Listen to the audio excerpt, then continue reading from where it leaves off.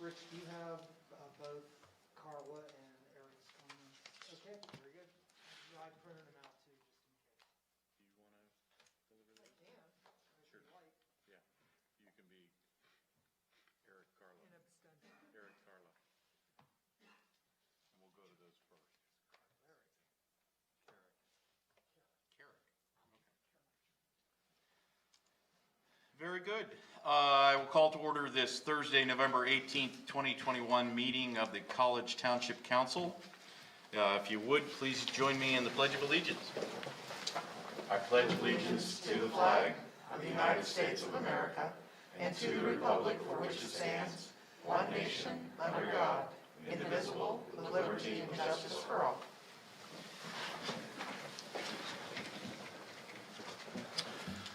For those that may be attending remotely, we welcome you to the meeting as well. And if you wish to share comments with us, please use the raise hand feature in Zoom. If you have any problems with that, just unmute and say, hey, I want to talk. And we will certainly recognize you at the appropriate time and get you involved in the discussion. At this point, we will open the floor to public open discussion for anyone wishing to share comments with council about something not on this evening's agenda. Seeing nor hearing any, we will move to our next item, which is any additions to the agenda. Does any members of council or staff have anything to add to this evening's agenda? Seeing nor hearing none, continue on. Our first item is plans, P1, Jake's Fireworks. Yeah, good evening. I'm Mark Toretti with Pentair Engineering, and I'm here to present the Jake's Fireworks plan. Also, who's on the virtual meeting is Brett Watson. He is from Jake's Fireworks. If you have any other questions, he'll be able to answer. Mark, go ahead and pull your mask down. Thank you. Yes, My yeah. glasses would be fogging. Yep, nope. That's a lot better. Okay. Good. Does that sound better, Sina? Yes, it does. Yeah, thanks. Okay, so Jake's Fireworks, they're based out of Pittsburgh, Kansas. They are a company. They have like, I think, 85 retail stores all over the country and some warehouses and that. But they are looking at putting a 5,000 square foot retail facility at the former sheet site at the corner of East College Avenue and Pike Street, that area there. The sheet site was torn down. There was a car wash plan that went through, but then that didn't come to fruition, and currently is being used for landscape material storage. So we started looking at this site. We wanted to come in and get some initial comments from you before moving forward on the project. Like I said, the existing sheet site, I'll talk about some existing features on it. Basically, there were two entrances, a full access off of Pike Street, and then a right-in, right-out onto East College Avenue. There was a large paved area in this area. The sheet store was back here. There's a retaining wall that comes back. It does a little 90 here, and then runs back down along here. There's an existing sidewalk along the wall here that often runs into the site. And the existing stormwater basin area is out front here. And like I said, we're looking at putting a 5,000 square foot retail facility for Jake's in this site. And we kind of fit it in. We do have to take a little bit of the retaining wall out in this corner to make that fit, unless you'd have an odd shaped building, but I think they'd rather just remove that section of the retaining wall. Looking at the site, when we started laying it out, they also will sometimes be bringing in large tractor trailers. So that was a concern. How do we lay this out and also get them to unload, not block traffic and anything else? And if you want to go to the next slide there, Lindsay, we looked at some best things. And what we said, the simplest way is to ultimately trucks will be coming in off of Pike Street. This is similar to what Sheets had done, and come in off Pike Street. But then to unload, we had to have a little bit of a pull-off area for them to pull off, and then, so that you still have 2 lanes of traffic in and out that can get through if needed while the truck is unloading there. So that was probably the key to how this site laid out, was just looking at how we'd service larger trucks whenever they service the site, to get enough room that they can pull off in here and then unload, and there'll be an entrance place to unload on this part of the store. The entrance of the store is going to be over in this corner. With 5,000 square feet, the maximum amount of parking spaces allowed per the township ordinance is 20 spaces, which for 99% of the time, it's going to be okay. On the day, they just, they may need, actually less than that. During like the 4th of July, prior to that, and maybe other like the 1st of January at New Year's Eve and that, they do get some bigger rushes. And so what we were looking at doing was, there are some areas that are existing, it's the already existing pavement in here and in here, that we're just going to stripe it off, but have it there as overflow parking if needed at that time. So, rather than just remove it, we know that, they will have a need for that during those times of the year without having cars, causing, traffic jams somewhere else or trying to park anywhere else on the site on there. We will still be taking out some impervious pavement in a couple of island areas and right here near the entrance, and a couple other areas here will be cutting out some of the pavement. Well, there'll be a decrease in the impervious coverage for the site. We will be utilizing the existing stormwater basin, that'll be used for the stormwater management. And knowing the township's concerned with sidewalks, actually what we did is we just looked at what was done for the car wash site that I think the township was very pleased with. So we just decided, for sidewalk along Pike Street and at the intersection of College Avenue, showed the same thing that was proposed around the perimeter there. And then we are looking at trying to keep the connection along this wall right here. If not, we'll have to put a new section in right there, but then have it come in to the front of the store and along the storefront and along this parking area, and also a connection out from this side of the building up to the sidewalk here. So if somebody does cross here or anywhere, there's 2 ways to get in and out into the site, from, one from either street. But I said that in general is the gist of it. Like I said, the water and sewer services are available. Like I said, the stormwater will be using the existing basin. We do have a dumpster right in this area that will be easy for the refuse vehicles to get in, pull out, and then exit the site. So those are, as far as the site layout, and that's what we are showing as for our concept plan. And we want to get your input and your thoughts as we move forward before we get too far into this project. Great, thanks, Mark. Staff comments to share with council? One of the things Planning Commission was concerned about, and Mark brought it up, and that you're adding, is a crosswalk from the corner of the building to, right there. They would, I think they're even talking about perhaps a concrete strip there that would be like a different color, to provide some contrast there. But that was the one thing that the Planning Commission brought up. Okay. The Planning Commission also talked about the disposal of waste, and when the representative was here for the fireworks company, he indicated that they're really not considered an explosive during their through code, and their materials that they need to throw away can just be deposited into a normal landfill. There is no hazmat or anything that's necessary for there, and when something comes in, they say they just wet it down and then they can dispose of it that way. Okay. Anything else from staff? I believe our missing compatriots sent in a couple of comments the manager has.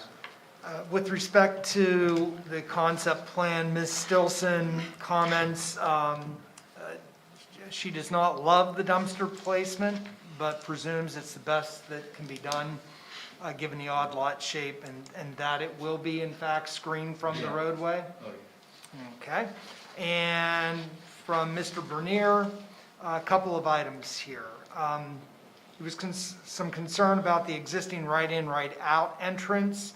And he noted that we have an ongoing problem in this particular community of people making lefts into right-ins and right-outs wherever they may actually be located. So there was some concern that was expressed there, and he asked, There's the island between us. So and that was the item that came up later on. I think that we received another clarification from Eric, and he indicated that he understood that. So skipping over here, let's see, PC minutes weren't up yet, so he actually received some information from Ed Dara about last night's meeting, and so that was the extent of the comments that Mr. Bernier had. Eric was satisfied with the items that PC had covered last evening based on the information he got from Mr. Dara. Great. Anthony, any comments? No, no, thank you for bringing the sketch plan, and I'm looking forward to seeing something there as opposed to what's already there. And then also just including what we reviewed when it was supposedly going to be the car wash. The only concern or, comment that I have is, so when they're getting deliveries, they're looking for 53-footers to come in there, or just pup trucks? they're looking for bigger trucks sometimes, not all the time, but they want to make sure that we can accommodate that. So that was why I wanted to, that was a concern, to make sure that we accommodated. Yeah, I mean, evidently, Sheets received deliveries from the same size truck, so it can work, I guess. I was just concerned about that, but I guess it can work. Other than that, no, I think it looks good. Great. Yeah, Anthony, we did look even, and also the exit out, it can exit out, the turning movement, but that was our concern, just trying to lay it out with that truck, and then getting it pulled off so they can unload without blocking traffic. Right. Thank you. Paul? Thank you. Yeah, actually, a couple of things, and I guess since we're on the truck, what does the facade look like right there? I mean, does it look like a loading dock area, or is No. it just like a striped area that? They will have, maybe Brent, who's online, can answer this. I know that they had, I'm not sure if it'd be an overhead door or like a storefront door that can be opened up on that side of the building. The main So entrance. it normally, just every day, it won't look like a loading dock No, it won't, no. up front? Okay. Yeah. All right. I didn't think they would want that, but I was Yeah. just curious. It's sort of an odd. The other thing that I was looking at with this was the dumpster location. Could it be in that striped area, right where the cab of the truck would be there? Just, I guess was thinking the same way Carla was, that you'd be able to see it from the street. It would kind of block, the view a bit, because you'd have to have it high enough. I'll look at that. This was just more for ease of access to get in and out. This is a little bit more difficult, with that entrance to get in the whole way and with that size of a dumpster truck, but I'll look at that and see. That was something I noticed too. If you do end up keeping it there, I'll definitely have it landscaped and screened, but I understand your question there, your comment. I think it would be nicer to get it Yeah. off to the side a I little agree. bit more. And the other comment that I had, and I guess, thinking about with planning commission too, that sidewalk, if somebody's coming in off College Avenue and they make that right turn, they'll slow down pretty good, yeah, right there. I wonder if there might be sense in extending that sidewalk just a few feet further before crossing over, because that gives a car making that turn a better line of sight to see if there's somebody in that crosswalk before they kind of, not that they'd be whipping around, but, they might not see. Yeah, I was just lining up towards the end of this building, but yeah, I see what you're saying. If you came out a little bit further, you might be able to cross Yeah, that's- maybe halfway between that. Just from a safety Yeah. perspective, No, I that can might see be. too, I can make this sharp turn and somebody's there, so I understand that. Yeah, those were the only comments I had. Yeah, And again, thank you that's for good. bringing it to us ahead of time, because it really does help. You don't have to go back to the drawing board either. Thank you. That's it. Great. Mark, the only thing, I mean, Sheets had a dumpster in there. Where, does anybody remember where they had theirs? Yeah, It was up in this so- corner. That's what I thought, so that might be, Yeah. it worked for them for a number of years. They made it work. Really appreciate the sidewalk work. Thank you very much. And overall, I'm not sure if fireworks is a glamorous use, but Yeah. it is a certain use. It's an upgrade from what's there now. Yeah. And so, and Jake's is a well-known commodity, so we potentially are welcoming them to the region. Yeah, they're excited to be here. I think this is their first store in Pennsylvania. They have a warehouse in Pennsylvania right now, but they're getting further into it. They're from the Midwest, but they're looking at expanding that into this area, so we're excited about it too. Great. Just since we have you, and since their opportunity, I don't know that there will be any, but we'll open up. Does anybody in the remote audience have any comments to share with Mr. Toretti? Seeing or hearing none. Mark, thank you very much. We look forward to seeing the next iteration of this. Yeah, Mr. Pointer's stuck on. Is it? Yeah. It'll eventually run out of battery, don't worry about it. Adam will start chasing it. And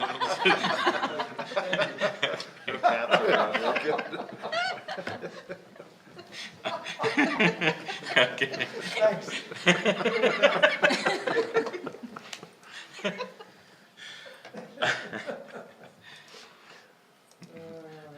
All right, stop playing with your pointer, get back here and do the manager's update. Actually, it's special. Oh, sorry, special presentation. SP1, College Township Industrial Development Authority. Bill Sharp, Vice Chair, welcome. Thank you. Glad to tune in on the township meeting. I've got a short little report. You have a written version of most of it. Generally speaking, just to give a little bit of historical background, the College Township Industrial Development Authority was formed by the College Township Council in 1972, and that means we are coming up on 50 years anniversary. So I think maybe we'll get a celebration together. Over the years, we have, the Industrial Development Authority has provided funding for about 175 businesses in the area, and I think that extends maybe into a couple of the local counties. The numbers that come out on the inventory is $122 million. And I did a little back of the napkin estimate of what that would be in current dollars, and it comes to about $1/3 billion, which is a pretty significant investment over the years that the IDA has been in place. So a quick overview of the mission statement of the College Township Industrial Authority is to encourage the growth of new and existing businesses and industrial groups. Correspondingly, the CTIDA will contribute to economic development and create and retain employment and enable financial, technical, and advisory support for these businesses. And priority for these will be given to existing and potential businesses located in College Township. That is always our first priority. But then extending into the center region and center county. And like I said, I think we have been in maybe 3 or 4 other counties. Our website is www.ctida.com. The College Township Board, these are all members appointed by the council. It consists of 8 members. And you've got the list of those there. Allison Kurtz has been serving as our chair, been doing that very capably. I would indicate, sadly, that there is now 1 vacancy. Dan Stearns, unfortunately, sadly, passed away about 2 weeks ago. And my understanding is that his father was one of the original organizers of CTIDA. So we meet the 3rd Wednesday of each month. We meet at the College Township Council building. And I would like to say other parties involved is is Anthony, who has served as our council liaison for several years now. And Anthony was previously on the IDA. So he brings to us some background, actually, that none of the rest of us, none of the current ones of us have. And he has been able to provide insights. He has been a very active in his engagement with the township, and I think the IDA board would like to express his appreciation for the service that he has provided for us. Jeff Stover is our solicitor, and Jeff also normally attends the meeting, so we always can depend on having real-time legal advice when we need it. The IDA has contracted for basic services with College Township, for which we reimburse the township. And Jen Snyder has done a very capable job of providing administrative support, getting our meetings organized, keeping us on track, really setting up our hybrid meetings, which have been working very well. So we appreciate the support she's given us, and she also, being township staff, she keeps us attuned with things that are going on within the township itself. And Bob Long provides financial management support. And I'd like to say that Bob provides really comprehensive financials. It's not just a page or two of profit and loss, et cetera. It is everything we need to know about the ongoing activities, and that comes out every month. Our current clients, we have 5 clients, and you'll see that they come in 2 classes. Previously, the IDA essentially provided support through guaranteeing loans to clients. Over the last several years, we have had a really good working relationship with CBICC, in which we have been doing some co-lending. And CBICC does most of the administrative support, and generally speaking, when an issue comes up, when a request comes up, they will do due diligence on it. We will have extensive conversation with the applicant, and typically CBICC and the IDA contribute 50-50 towards the loan. It's been a challenging time for our clients over the last year or so with COVID. But in our meeting yesterday, Allison gave us an update on those clients. And Dominique has actually added some new staff members. They're getting new orders now that things are going. And those folks have really been struggling for several years to get ahead. Actuated Medical, who was looking at a serious downturn on orders, and they have an international market, also report record new orders coming in. And that was Exact Metal. Actuated Medical and Abington Equity look like they're doing fine. So overall, I would say that our clientele is looking pretty promising. I would like to point out that about a month or so ago, several of us met with SCORE, which is a Service Corps of Retired Executives, and they provide support for small businesses, just about anything they need, from developing their business plan, their financial statements, their marketing study, et cetera, et cetera. And it looks like that we're going to be developing a pretty good working partnership. Many of our clients they are small. We serve a niche that they don't fit into other major forms of support. Many of them do need business support, and I think that working with SCORE is going to help those new businesses that come in quite a bit. The financial position, and this is from the August 31st, 2021 balance sheet, reflects assets totaling $2,906,784.76, with $8,419.71 in investment accounts, and basically, we keep most of our money in money market accounts. $807,674.31 in participating interest with CBICC, and that is our part of the joint loan programs.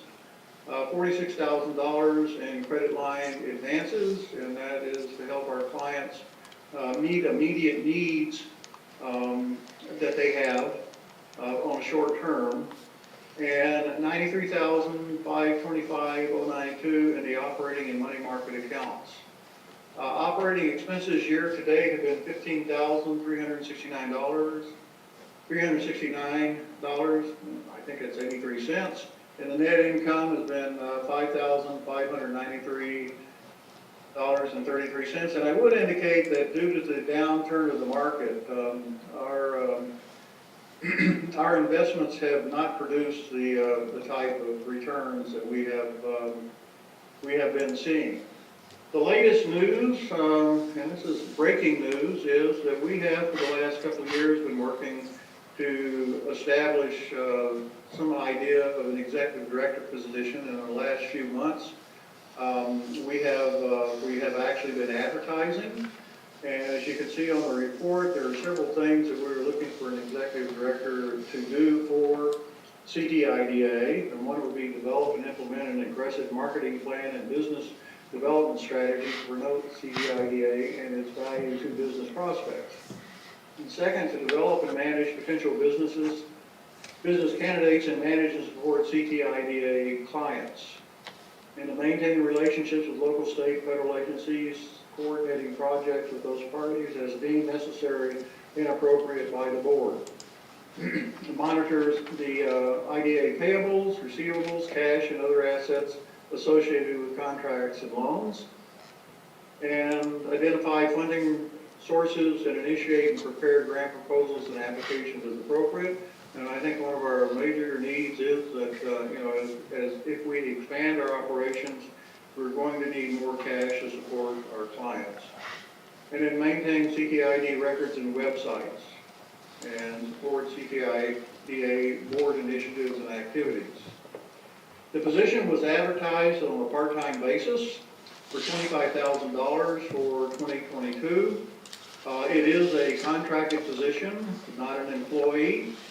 We had two promising candidates, and last week, a committee of us did interview these two candidates, and the basic problem was that they were both really, really excellent candidates. So at the board meeting yesterday, and Anthony was attending that and may or may not want to have something to say about it, we had a pretty extensive conversation about the pros and cons of both candidates, and the board did make a choice, did choose one of those candidates, Mr. Steve Shope he's actually from South Williamsport, was asked to be the executive director, and he did accept. So we are moving forward with that, and his start date, pending getting our contract together and signed, will be the 1st of December. So we will be starting before the year. And one reason for that is that there is a significant amount of money that's becoming available, and the board decided it would probably be a good idea to start sooner rather than wait a month. So that is my report. All I've got. So any questions, I'd be glad to entertain. Bill, thank you very much. We'll start with our IDA rep. Anthony, any additional comments? No, Bill covered it very well. We're fortunate to have, in College Township as a whole, a variety of folks with great backgrounds volunteering for us, and the IDA is proof of that as well. Bill's very humble. I will note the IDA, since its inception, and some of it was pre-computer, and then even when we did have computers, but the information he provided you, where the CTIDA had provided approximately $122 million to more than 175 businesses, Bill had to dig through the archives for months to get that, and I kudo him for that. because that information was buried in there, and, you know, and then it was just knowledge of folks on the IDA, and I happen to be probably one of the last folks that was on the IDA in the past. So it was just knowledge in the head from that perspective. And I'd like to extend that thanks for Bill to identify that, because the CTIDA has been a great authority, especially for the township and the community as a whole, from industrial and economic development.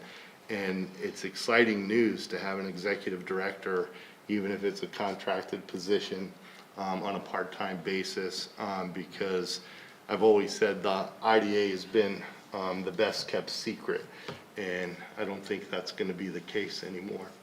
Thanks, Bill. Thanks, Anthony. Paul? No, just second again, what a great resource we have, and look forward to what the future brings. Great. Staff, anything from any of you? Okay, great. Bill, I'll just say, please make sure our invite to the 50th celebration doesn't get lost.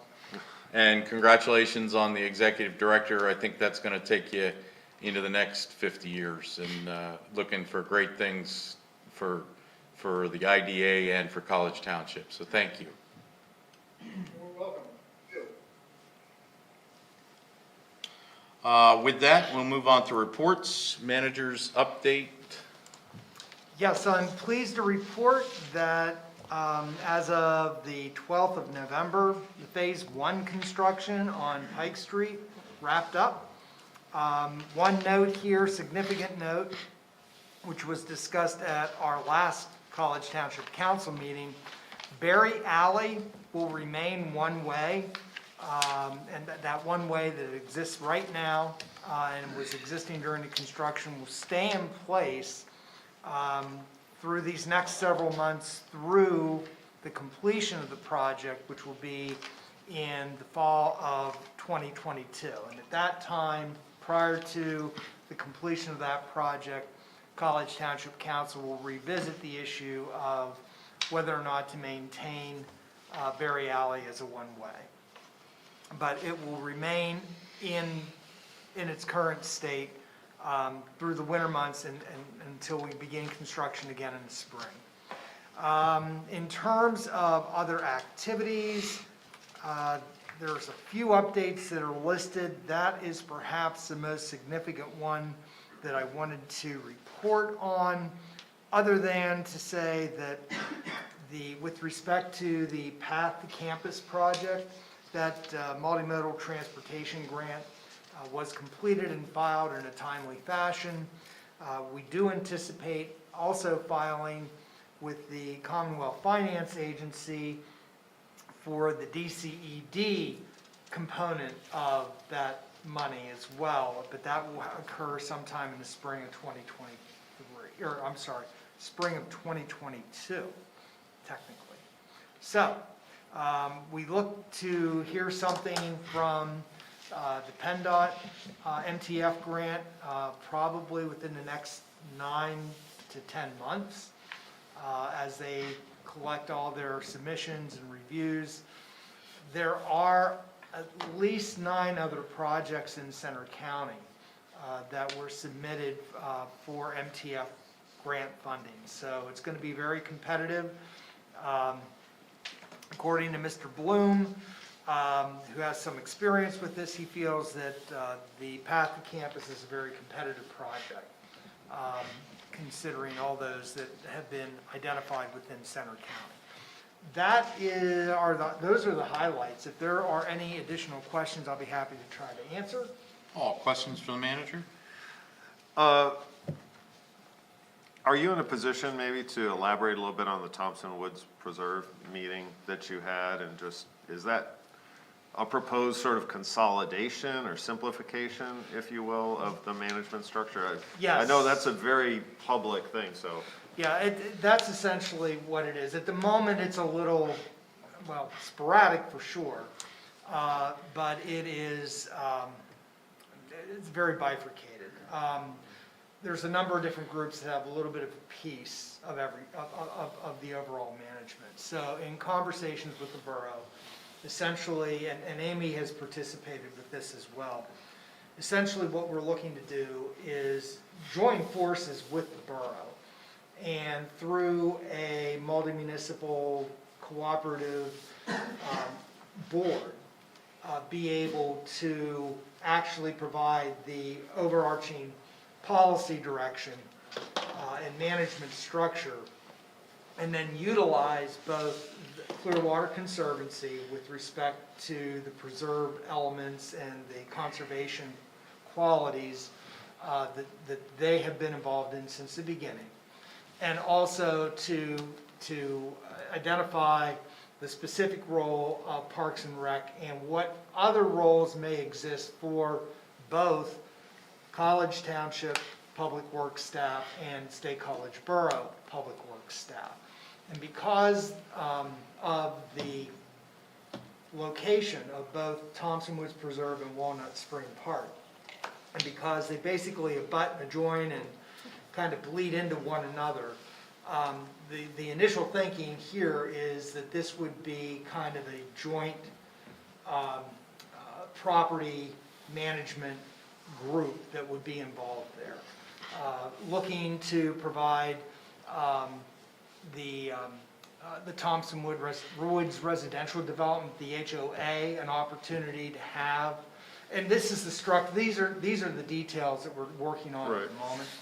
But we would anticipate that there would be a position on that management structure for someone that would come through the HOA and be kind of appointed by the HOA in order to participate in that, along with other municipal appointees. And again, some of this is still in construction, but now that all of our budget seasons are a little bit behind us now, and that heavy lift is done, we're hoping here in December to be able to put a little more meat on the bone in terms of what this management structure is going to look like and the interactions that are going to exist amongst the various players.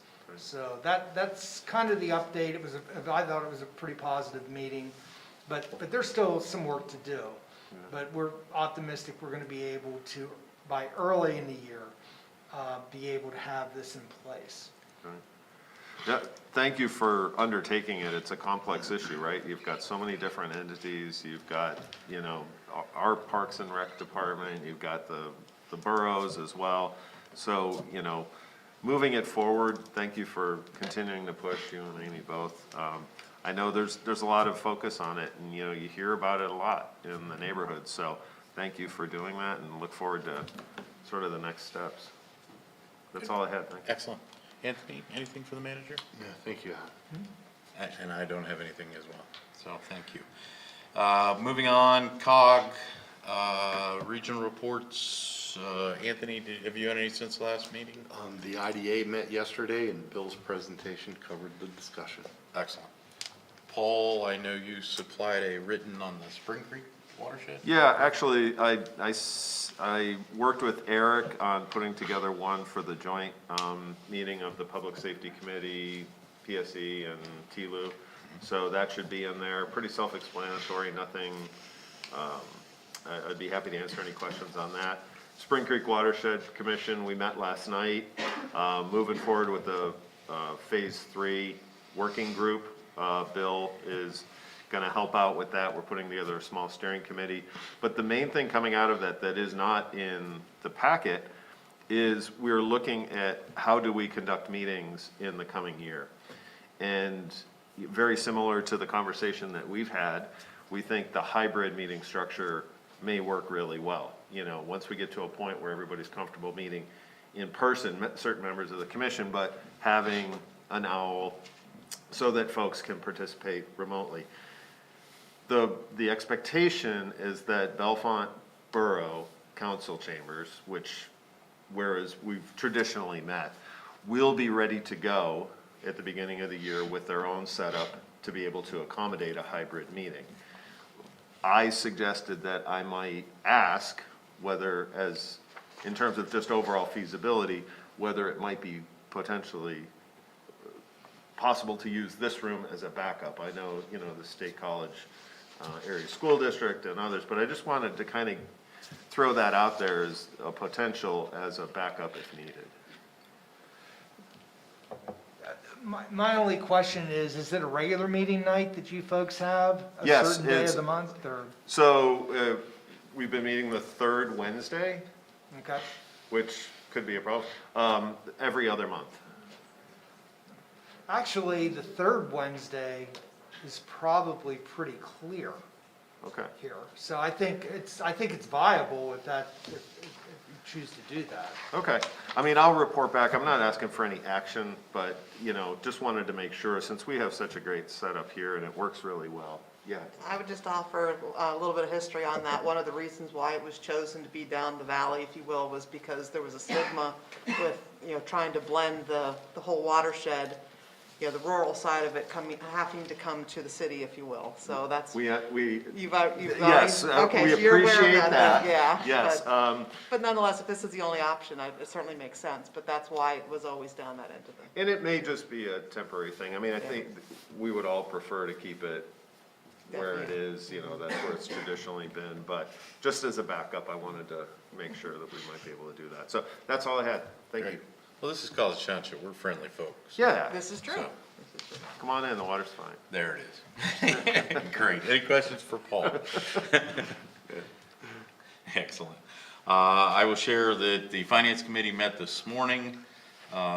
Key items, we received and reviewed the municipal comments on the summary budget. There was no comments from Patton, the borough, or college. There was comments from Ferguson and Harris, but they were more process questions than they were budget, or not even questions, requests for consideration for future action in the budgeting process. So those were moved on to the exec committee and to the general forum. We received an update on the cloud software contract with Tracer. I'm sure Paul's well versed in this, and that was, the financials of that were already included in the 2022 budget, so we moved that on to the exec committee, and it'll be moved on to the general forum. We had a discussion on, one of the things with Tracer is the ability to pay fees with credit cards. And there was a discussion on that from the legality standpoint, from the second-class township code, practice and dollars and all that good kind of stuff. That one, we're gonna work on that in 2022 because the Tracer implements in 2023. We did a year-end recap of our various activities and how we did on our prioritization list and updated those a little bit for the incoming Finance Committee members, because we lose two very senior members of the Finance Committee this year as they term out of Ferguson and the borough. So we wanted to capture their experience. We discussed the special meeting, joint meeting of Finance, Facilities, and Parks Capital, which is now scheduled for December 9th at 9:30. We got a little taste of how that's gonna play through. I'll touch on that in the exec, and that was it with Finance, other than, simple matters of records. Questions on Finance? I was bored, so at 12:15, I went to the executive committee meeting, and we reviewed various items, a couple things that you're gonna see on the agenda. We'll have a salute to some of our COG colleagues. We're gonna get a adoption, we're gonna see a resolution with regard to the Climate Action and Sustainability Committee and our adaptation plan. There was discussion on a letter that has been drafted by the Parks Capital Committee to go to Penn State regarding the Musser Gap to Valleylands Greenway project.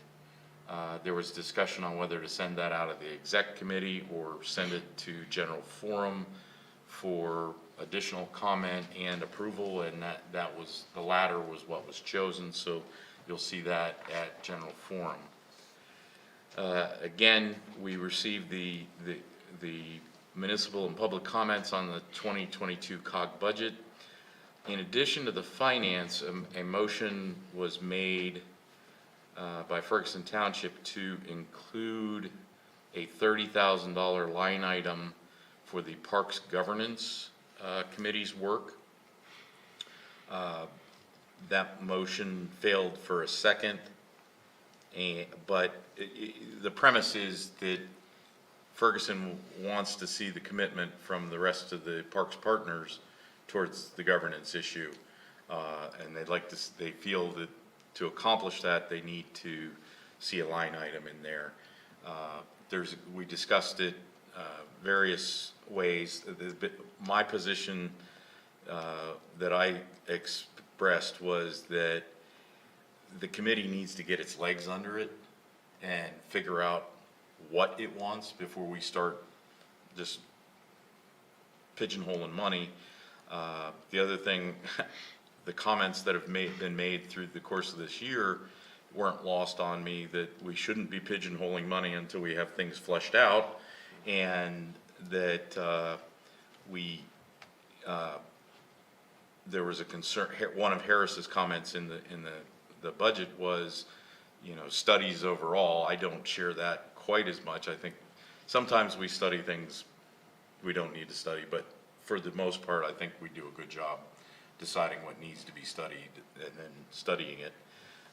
But the thought that we're not prepared to expend that money, we shouldn't be allocating that money. And that's what would occur if it was put into the budget. So as that committee gets legs, there very much could be a budget amendment request for some type of consulting firm or whatever, but in my opinion, very premature to put that yet. But I will tell you, you will see that request at general forum. I know for a fact that that's going to be put forward again at general forum in search of a majority to place that in. Personally, I'm great. I mean, it supports the concept. I wouldn't have put the governance committee concept forward if I didn't think it was important, and you put your money where your mouth is, but it's just premature. Again, the code software contract, that will be in the general forum agenda.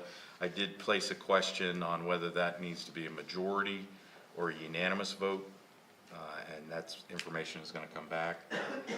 On the special meeting dates for December, it was approved to set, as I indicated, the December 9th at 8:30 joint meeting of Finance, Parks, Capital, and Facilities, and the Parks, request that the Parks Authority attend that as well.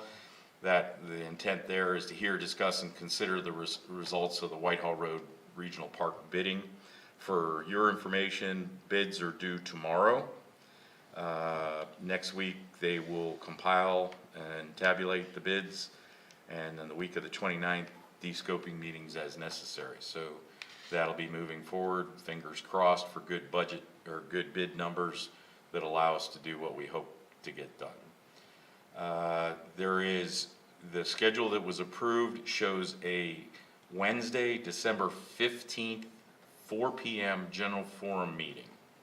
And the intent of that is in case there needs to be a vote on the contingent funding portion of the Whitehall Road Park, that needs to occur so that then the authority for their December 16th meeting is informed.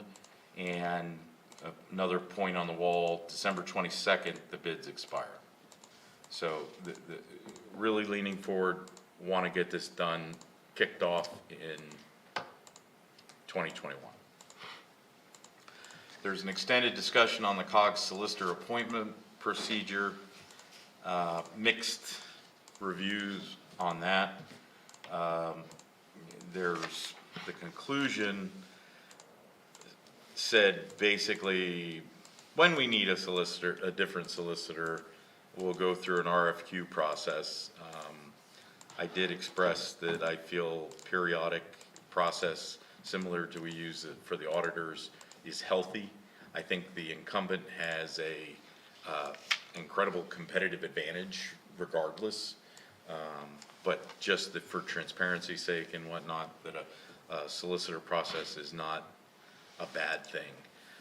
The concern was that, well, there's really not a process for COG solicitors.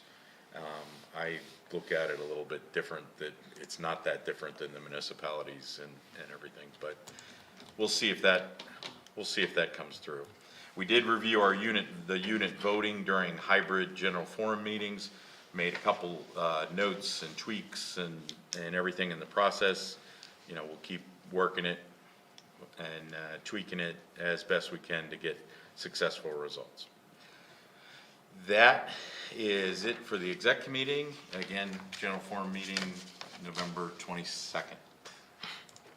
Any questions for me on exec or general forum? Can I ask a real quick question? Sure. About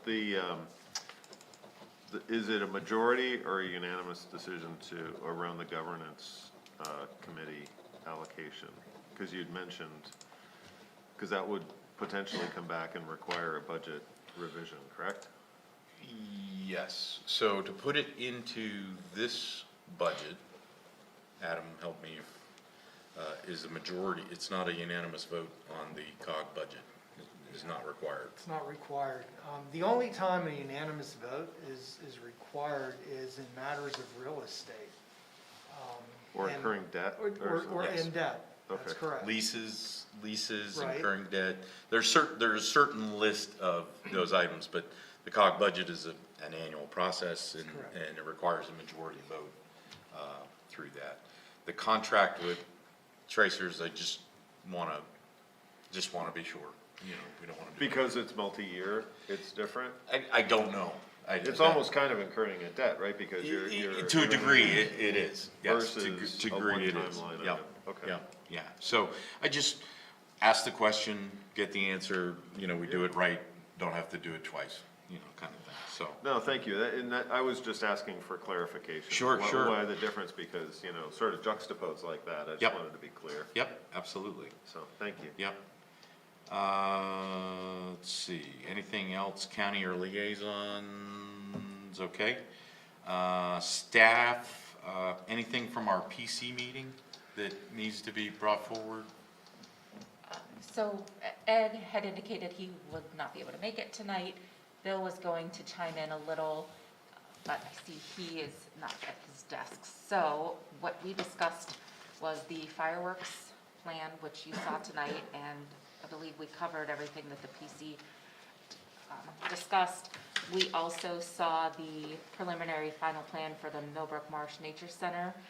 The Planning Commission had some comments there regarding sidewalks and lighting. That should be at an upcoming meeting here, probably in December. And ultimately, they did recommend approval of that with some conditions. We also had a discussion on 2 webinars that the Planning Commission received to watch. They were named parts 1 and 2 of what every elected and appointed official should know about form-based code. So we discussed that briefly, but then we decided they requested that now we're going to assign webinars to them, and then we're gonna have a work session. And then we'll assign a few more, and then have another work session. So the first work session is going to be held on November 29th here, starting at 6. They received historic preservation and form-based codes, how form-based codes can transform cities and towns, and economic development through form-based coding. I'm putting together a little guidebook for the Planning Commission, and just to kind of get them used to, using the terms and trying to be able to better explain to the public if they are approached what we're doing. So that's what we did at the Planning Commission meeting, and Bill Sharp, who was the chair that evening, read a letter from Bob Hoffman and that was about it. And I will share, Carla extended her wishes to Bob for good health and a speedy return. Yes. Thanks. And I'll I second think that. all of council would echo that for sure. Questions for Lindsay or any other staff on the planning commission on matters? I'm just curious where the videos, what's the source of the videos? So the Is that- source is the Form-Based Code Institute. Oh, cool. So we purchased 2 webinar series, one for elected and appointed officials and the others for citizen and municipal planners. There are some other resources out there through Plan Edizen with some more just basic ones. So I'm going to also provide them just some information from those, just so they have that in their hands all the time to know the basics. Is that something we can put on the website or something? And- Well, actually, how this is progressing is that this is this education phase at the moment for the planning commission. And so they will probably, as Lindsay's just reported, there will probably be a couple of their own internal work sessions that they will do. But the way that I'm envisioning it right now is sometime toward the end of January, the beginning of February, they will have completed a lot of that groundwork. And there will then need to be a joint planning commission council meeting. Well in advance of that joint meeting, I believe that this information the planning commission is viewing and those webinars, all of that information will be made available to council as well. So that there's an opportunity for council to go into that planning commission, that joint meeting, pretty much on the same page with planning commission and be able to have a very productive conversation and get a direction. Will it work? Won't it work? Is this the right direction for us? And then we can make our plans moving forward from there. The Planning Commission has seemed very engaged with the process. They were ready on Tuesday to, put the work in and the effort to learn everything and come to you for that next discussion. And we'll take good notes at all of our work sessions, and at the right time, we'll share those with council. Great, thank you. Excellent. Anything else on reports? Seeing or hearing none, the next item is the consent agenda. On this evening's consent agenda, there is one item under CA1, the approval of the November 4th, 2021 College Township Council meeting minutes. Under CA2, correspondence, we have an email from Daniel Materna dated November 5th, 2021 regarding updates on status of Nittany Mall Casino. A letter from Hallbaker Engineering dated November 9th, 2021 regarding time extension to February 28th, 2022. A letter from Center Region COG regarding refuse and recycling rates for 2022. A letter from Robert Hoffman dated November 16th, 2021 regarding leave of absence from Planning Commission. A letter from Pentair Engineering dated November 17th, 2021 regarding time extension to February 15th, 2022. Under CA3 action items, we have a letter from CNET, sponsor CNET coverage of 2 Spring Creek Watershed Commission meetings in 2022 and 23. We have a bid award, project number 21-09, Anti-Skid to Glen O. Hallbaker in the amount of $13.44 per ton. And finally, we have the 2022 College Township Council meeting dates. Does anyone wish any of those items pulled? Hearing nor seeing none, I will accept the motion to approve the consent agenda from one of the 3 of us here. I'll move to approve the consent agenda as presented. We have a motion. Second. We have a second. Any further discussion? May I ask if we do not pull and amend the meeting dates, can we then later go ahead and decide to not do the July 7th? Yes. Cancel meeting. Yeah, Cancel the meeting? Okay. We can do that. Typically, historically, we've not held that first meeting of July. This basically would be, the dates Would will all allow be us to. advertised at one time, and then, yes, we have the ability to modify those dates as So we. if we needed to do it, it would be already in place. Okay, that was my understanding. I just wanted to be clear before we Yep, take no, the vote. good, very good question. Anything else? If not, I'll call the question. All those in favor, please say aye. Aye. All those opposed, you're not allowed. Motion carries. Not sure that's the way. I like it. That's how you get through meetings quickly. Old business, OB1, official map, notice of intent to develop. Lindsay, are you leading us on this? Yeah, Adam's gonna chime in as well, so, but I'll Okay. get us started. So last time council discussed this topic, staff requested that you can determine whether or not the road, which is shown in purple there on the screen, meets the intent of the 2015 adopted official map. That road is shown in red. So it was the consensus of council that yes, the purple line or the fish hook there does meet the intent because it connects the new or the hotel under construction ultimately to Suburban Plaza and then out to Benner Pike. And actually to Shiloh Road via Stalker Drive.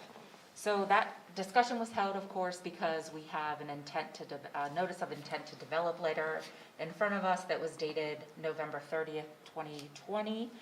And since September, we've been working closely with our township solicitor to kind of determine exactly what that letter of intent means and what our next steps would be. So the letter of intent to develop was seeking relief to construct the connection as established, connecting Drivable Street to Stalker Drive. So that's the red line, again, there on the screen. So we worked with Lewis and received some correspondence from the developer's attorney as well, which has been provided in your packet. And now, at this point, we do feel comfortable that the alternative there shown in red is acceptable, as an acceptable connection, so long as that black piece is developed as part of the purple connection. That black piece will ensure that when the pads are developed toward Drivable Street, that there will be the option to make that connection there in the future. Some of the letters that you saw from Lewis and from Attorney Hurwitz noted that, or referred to note 11 that was on the original Drivable Hotel land development plan, and that pretty much said that the township has the option to construct that road that's on the map only if the developer chooses not to. And so when the developer is ready to submit, they will give us 90 days notice prior to submission of a plan, and then we will have the 90 days after that to make that decision before the next phase is developed. So we're just here tonight for your further input, and once this is all approved, then we can then go ahead and remove that section of the road from the official map. Excellent. I would say Lindsay did a very good job of describing a very convoluted situation here. We have this notice of intent to develop letter, which requires us to take action relative to our originally placed in red official map road. Based on a plan that was approved in July of 2018, there are various notes on that plan that basically identify the purple fish hook as an alternative official map road. We as a council, or you as a council, have had the opportunity to discuss that. The purple connection actually does suffice in meeting the original intent of the original line shown in red. And it was further complicated by the offer that was made by the developer through their attorney whereby they have offered to hold, basically to freeze the time clock that is otherwise existing in the MPC for action on this official map determination until 90 days after they submit a land development plan. And all of that language is related to the note that was placed on the land development plan that was approved in 2018 with respect to the Drivabus Hotel. So what Lewis has done is he's basically worked with the developer's legal counsel, has a clear understanding of what it is the developer is either suggesting or wants to do. And Lewis, in his opinion letter, is in fact recommending that council take action on the proposal that has been made by Mr. Hurwitz, which basically is that we accept to and agree to provide a 90-day notice prior to filing a land development plan for the next phase of development on this site. That would allow us this extension of time to of the MPC process for official maps. It would give us that extension of time until after a land development plan is submitted. Again, I'm not sure what advantage that actually provides for the developer. And I think that could be debated. But in terms of addressing the issue that's in front of us this evening, which we certainly need to do before our expiration of the 365 days, I think that the recommendation that Lewis has made is appropriate in this case. Okay, Mr. Bernier asked a question. He wasn't clear on the effect of the two letters between Glantz and Hurwitz on the proposed motion. Right. I think we've talked that through at this point, if everybody's comfortable understanding that and everything.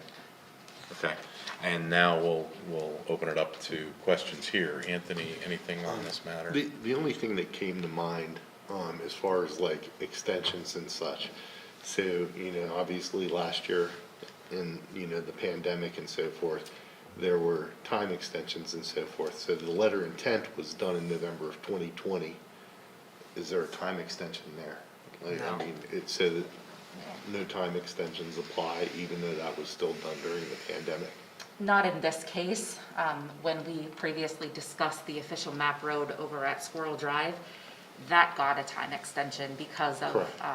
the extensions through the act. I can't remember what it was Right. called, the bill there. But no, in this case, that extra, I think it was 72 days, does not come into effect. Okay, I was just curious in that regard, because, you know, if, Sure. though it was placed then.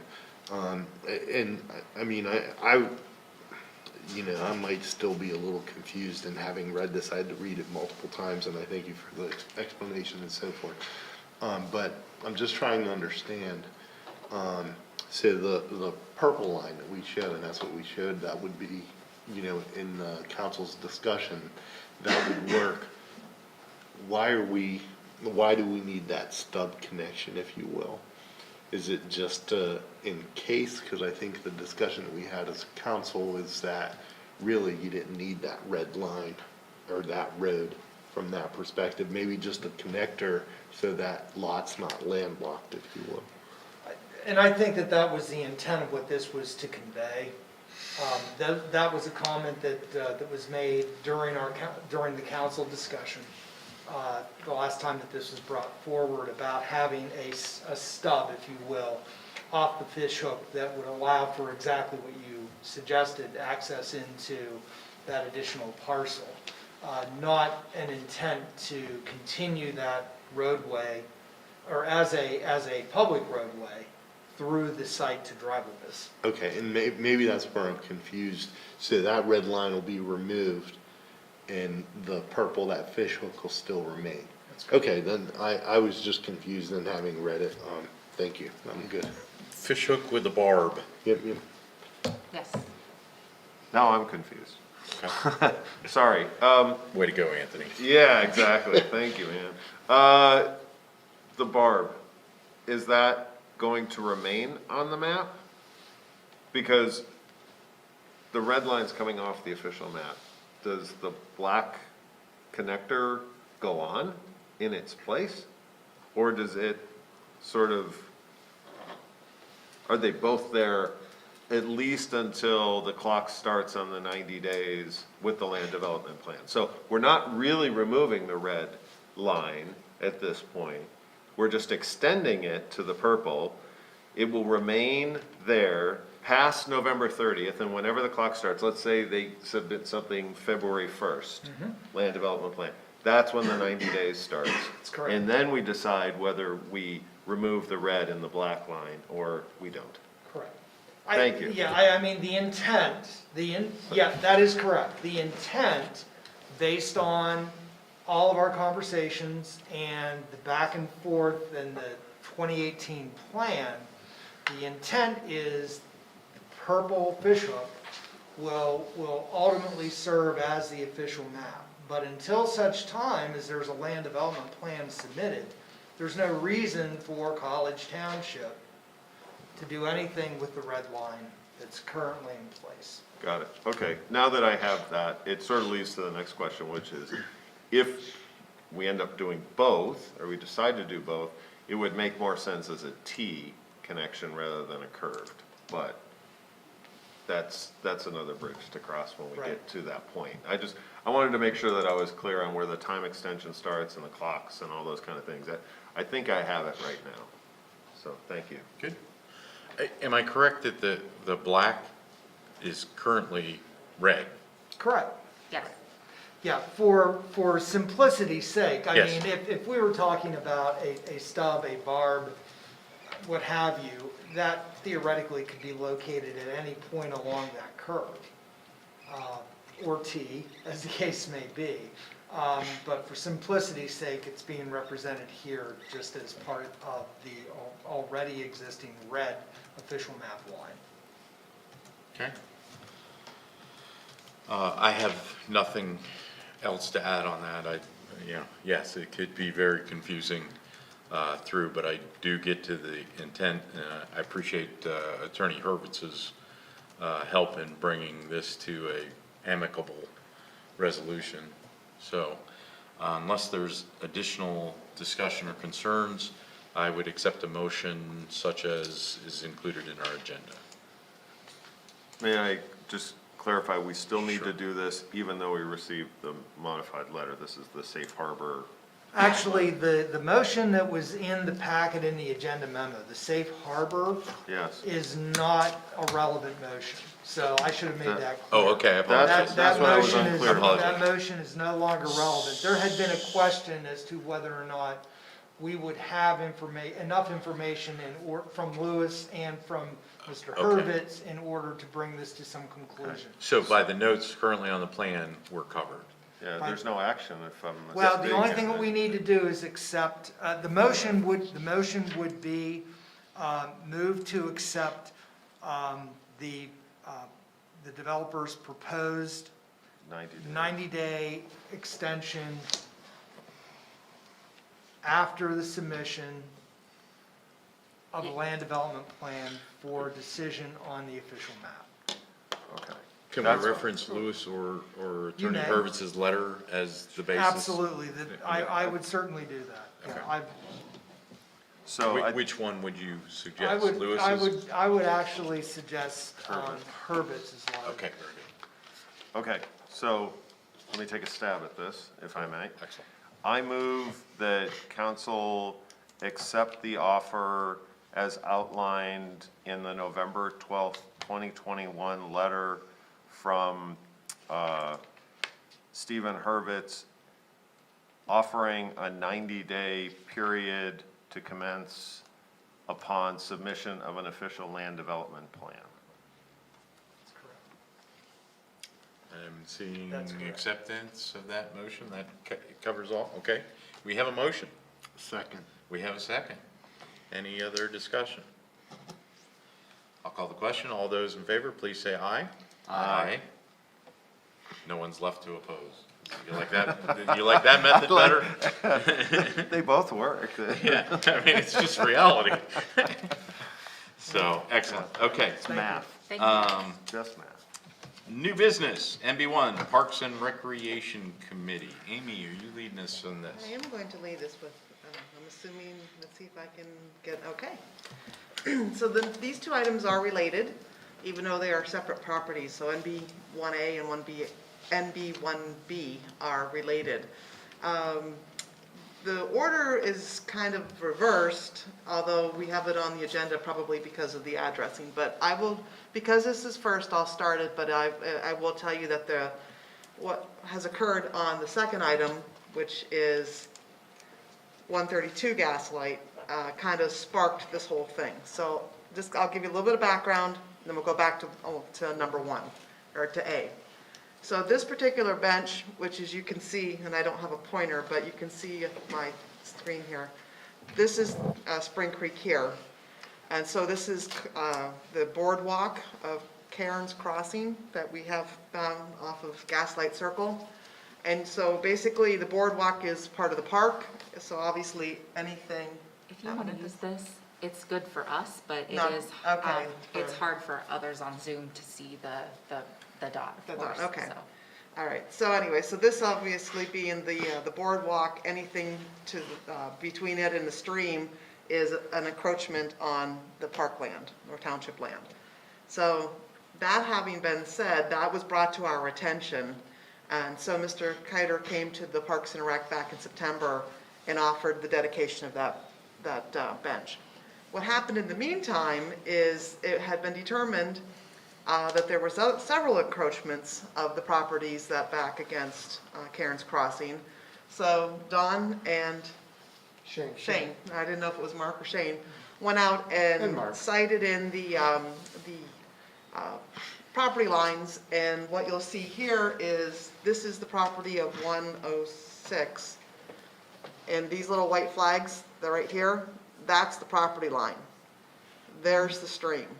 So what you're seeing here, all of this, landscaping was done as an encroachment. So that property owner has also, when that all came to play, or came out, it was offered as a service project as well. So getting back to this one, you'll see in the packet, there was an application for the service project. Judy has presented this to the Parks and Rec Committee, explaining that her goal was to keep it from being just all lawn mowed. It was to be deep-rooted vegetation, which she's heartedly in favor of along the stream bank. And what she, because of realizing of the property line, again, I'll show you that it's here. What she's offering is that what's in the hatched area would be converted to additional planter areas with additional deep-rooted plants. Parks and Rec, in essence, agreed with it or accepted it. They did have a few comments. They wanted to get the list of the plantings that are going to go in. Judy has since worked with Derek Kelp, also of the Parks and Rec, to identify some plantings that would be planted in that area. So from that, Parks and Rec voted to accept it, and we are now presenting it to council for your discussion and action on accepting it. It would be something that the township would then maintain. It would be ours at that point in time. And this is a dual because there's the bench application as Yes. well as what's here on the screen. Right, and if you'd like me to, I can go back and go over NB1B. Again, it's the same premise that they, the Parks and Rec voted to accept it. They wanted this particular sign to be removed because it's not a standard township sign. And the chip path has black plastic under it, which they wanted removed. Mr. Kiter has already told me that he has removed the black plastic already. Whether it's accepted or not, because I told him it was council's final decision, but he did take a good faith step of going ahead and getting rid of the black plastic underneath the chip path. So, again, Parks and Rec did accept it. We're asking you to discuss it and then take action on on approval or denial of accepting the bench. Questions on either or both? All righty then. Questions, Paul? I'm just curious, where is the access to that? Is it the path just before you get to 108? Like when you turn into Karen's Crossing, there's a little path Yeah, off there's- there to the right, and it goes right along the stream, There's correct? actually a concrete sidewalk down the hill a little bit, and at the end of the concrete, there's a mowed path that then becomes Karen's Crossing, and then becomes the boardwalk. I don't know exactly which property has the boardwalk or where it starts, but Yeah, because there's intervening properties. There's actually almost like a big empty lot, and then 120 and then 124, if I'm not mistaken. And there is another access to Karen's Crossing between a couple of houses, just about exactly opposite around the curve from Gaslight Circle where it comes in off of Elmwood. Oh, So on the backside okay, so there is- past that group of 3 houses, there's another. Yeah, access so point. right about the center of the really sharp circular turn, there is another access that runs through into Karen's Crossing. Yeah, I was just, I mean, the letters of support and everything, I mean, clearly folks are getting there, probably not just from the entrance, but another direction, so that is helpful. I mean, I'm all in support of this, and anything that really enhances the integrity of the stream bank and everything else, I mean, it helps out the stream, and I think this is great, and appreciate them doing it, so Great. I don't have any objections. Anthony? Oh, I'm in support of it. Good. And I will share that Carla and Eric also indicated support for this as well, and encouragement for the property owner's efforts. Mr. Chair. Yeah, staff would like to make a few comments relative to encroachments in general. I'm gonna let Yeah. Mark have an opportunity to speak. Regardless of the viability of accepting this project as a service project, and I think that there's obviously some rationale for doing so. But I do think that Mark wanted to raise a point, simply to put it on council's radar and to make council aware. Yeah, and I guess I just want council to fully consider, some decisions could have some effect on me and the ordinance enforcement officer. Since I've been here, probably 3 to 4 times a year, we yield complaints about encroachments into our parkland, and we act on them. This particular Karen's Crossing, over the last couple of years, we've had a fair amount of complaints about different encroachments. Mr. Franson has gone down there with me on one occasion. Somebody chopped a little path that they could walk on to get to the boardwalk from their home. We ended up out here for this because of the bench, and also complaints about another mulch path from a park, or from a residence to the boardwalk. I'd just like to point out that these encroachments are about the size of this table, and maybe just a little bit wider, but about that length. So, when we get these small encroachments with a garden going into the park, these different things, I'm not sure how we should, from the zoning and ordinance standpoint, approach this with other substantial encroachments being deemed a park enhancement. So I just, whatever the council decides to do, we have to look in the future for other encroachments that we've enforced over the years, and Yeah, let me put a more blunt point on it. If not for the vote by Parks and Rec to recommend these as service projects, these individuals would be receiving violation notices and would have 30 days to correct the encroachment and remove it. And that's the issue Yes. that Mark is really addressing here. And I think it's important the council know and understand that in virtually any other case, these would be if we receive those complaints, or we happen to see them and identify them ourselves, but again, it's primarily complaint driven because there's a lot of territory to cover. And some of these are not awfully obvious. In those such situations where those are brought to our attention, we enforce, and we enforce the encroachments. So the difference here is the service project. And again, I also think the difference is that you have a recommendation from the Parks and Rec Committee to accept this.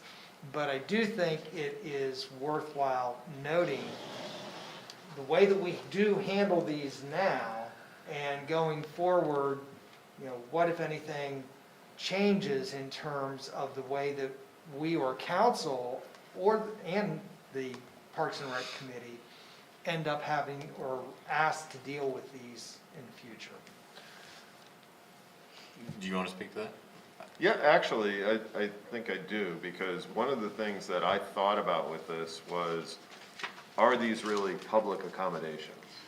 And do they enhance the public's utilization and/or, the protection of the resource? So, yes, the Parks and Rec thing, that's why I was asking about access to this. I mean, I think if you're talking about a private path that encroaches for private use, then absolutely, that, in my mind, wouldn't qualify regardless of a recommendation. But I do think that the Parks and Rec recommendation and the fact that these are actually public amenities, and that's why I mentioned with the stream side, basically a riparian, it's not a buffer, but it's, stabilization, stream side stabilization. I do think that there's potentially a public benefit to doing so. So that was part of my rationale, but I don't think it changes the fact that we should enforce the right-of-way. Does that make sense?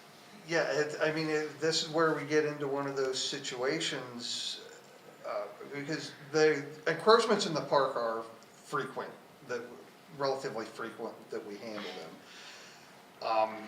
And I guess some direction, anything that should I get another one? Should we recommend, hey, see if you can make this a service project? Yeah, I mean, that's the only problem with this. I mean, I think that there are clear encroachments that need to be addressed. I mean, if this was an abandoned vehicle, things like that. Those are the easy ones to deal with. But the semi-enhancements that kind of blend in with the existing character of the park or the open space, things get a little bit blurry. I mean, you may recall just last year or a year and a half ago, was it at the Spring Creek open space? Here in the spring, I know we discussed it at council, based on complaints. We had obvious children some of our youth were creating some play area. There was a fire pit, there was firewood, there was a swing in the tree, there were whatever kid does in the wooded areas that build little forts. Those were all removed by the township. So we're kind of tipping both ways. Someone could argue the swing was a benefit, kids swung on it. But did you have somebody to attribute the swing to, as you do here, where the property owner that clearly had made this investment, right or wrong, made this investment and everything? I guess I would just throw, I understand you've got the encroachment action, but does that preclude the potential of it going over to the service project, if it is of value? No, it does not, but the key is, I think the difficulty for staff is going to be, to what extent do we try to advise people about their encroachments? Because that's really, in this particular case, the property owner recognized that there could be a service project and that could be donated back to the township, and shared that information with the neighbor relative to the bench. And that was not anything that was initiated by township staff. On the other hand, and again, we've just described what we typically do, the question really is, if we come across something that might in fact add value or not be a perceived nuisance, we're trying to, I think, and I understand Mark's position, because he's gonna come across these things, and typically, we try to help people bring things into compliance before we go to enforcement. Right.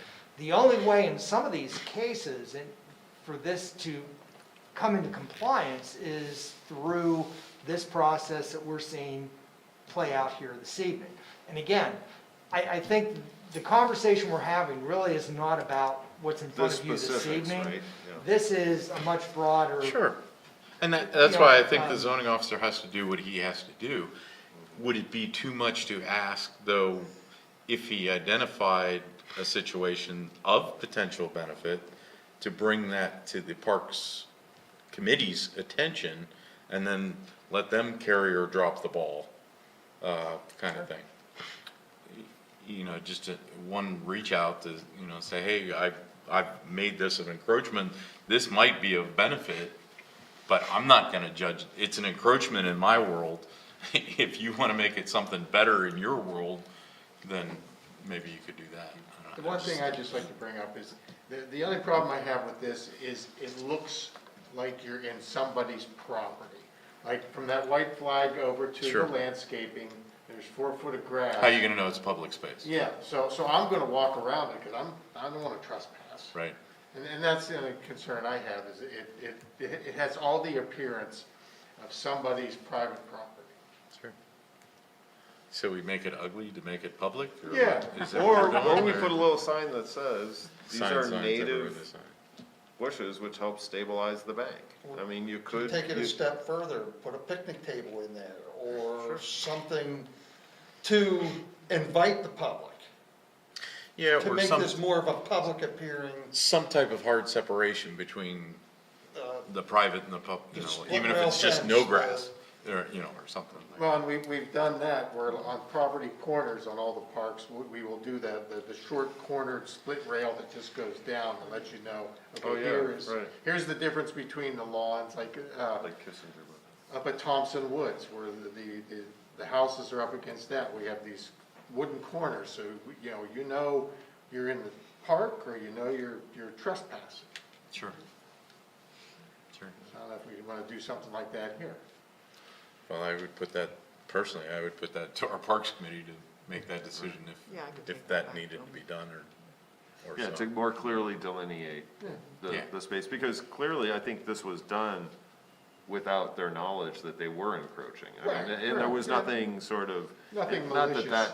Right, and that doesn't necessarily change, I mean, You gotta do what you gotta do. yeah, whether the exactly, I intensity- mean, yeah. the township has a responsibility to maintain the. Yeah, you the- can't look the away on park. one and, Well, and that- again, and- that's exactly the issue that is a little concerning. Sure. Right. But Well, and I we think just wanted to be sure that sure. council was aware of that. No, and, that and, particular yeah, and conflict. this one kinda went the cart before the horse almost, it sounds like, but, cause you never got to an encroachment action. no, this was discovered after multiple complaints up and down through Karen's Crossing. Yeah. I went out with Dawn and Shane, the GIS, and we marked all the property lines and discovered that this was a very extreme encroachment. Yeah, And, this just kind of fell into play Sure. with the other encroachments that we, And a letter was sent. Anyone who had an encroachment did get a letter to indicate that they did have an encroachment, so. May I ask another question? Yeah. Were those other encroachments, the complaint-driven ones, were those all private access?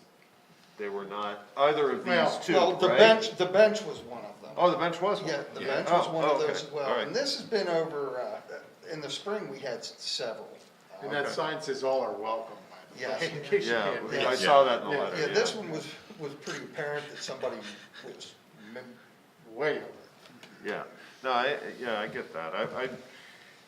And then I guess, in terms of advising somebody, hey, you're rolling the dice whether this would ever be considered And that's what we told 'em, because right. that, you go to the expense of doing all of this or, putting in a bed with, shrubs or whatever. You may have to take that back out. I mean, there's no guarantee that it's gonna be accepted. So I think from an enforcement standpoint, that's potentially another thing, you should petition to have this done as I don't know, I'm throwing it out there. I No, think that's why, these are- that's there's why I some said, I unique think if we could put it on circumstances. our Parks Committee's radar and then let them gauge the value, to that, the regular encroachment, there's an encroachment on the shale pit. Yeah, it's an encroachment. You're not gonna add value to the shale pit. Well, and when Yeah, the kind of. man with the bench was informed of it, he goes, well, I don't care who uses it, and that's why I put the sign there. Right. So I think he realized he was over the line, but then he was trying to make it right by saying, anyone can sit on it. He's been a good neighbor Yeah. by encroaching. Anthony, go ahead. Is the question, Mark, Mark's our zoning officer and we have an ordinance enforcement officer. Is the question at hand, when you receive a complaint, what's your next step? yes, to determine, some guidance, what do you consider an and enhancement? understanding and that, what if do you that's- consider an encroachment? So understanding if that's the question and what we have in our ordinance, they have to follow that as an encroachment so that the letters can be sent. So the next question would be those folks that received the letter can then, respond to that, remove it, or go to the Parks and Rec petition or reach to- out to the. Sure, But I think the enforcement officer should enforce what's in there. From that standpoint, if that's the question, not to make the determination from there because it's clear that's what we have to enforce. Right, I mean, that was my general gist, is you gotta do what you gotta do, but that doesn't preclude you from using your sound judgment to put it on the Parks Committee's radar. If I might, this is similar to the Lamont situation, right? I mean, That's a perfect example. with the porch. Yeah, Oh, the porch. exactly, right? I mean, your role is to identify where those violations are, but it's not, it should be council's decision whether we, or zoning hearing board, or, whatever the appropriate authority is. So I don't think it changes the enforcement. I think we just wanted to have, we wanted to bring it to your attention, we wanted to have this very discussion, and I think that we understand what the role is. I think Anthony summed it up. I mean, the ordinance is what the ordinance is, that's what we will enforce on. The only caveat may be the way that we structure the letter, as we move forward, if we're making notifications of encroachments, so. But again, this is clearly a horse of a different color. This is a little bit different in a lot of respects. And it's not the typical encroachment that we usually encounter. So I think It's a nice encroachment, we appreciate. but it's still the- an encroachment. It's still an encroachment. We appreciate the conversation. Thank you. I hope that bench survives a good flood. We'll see.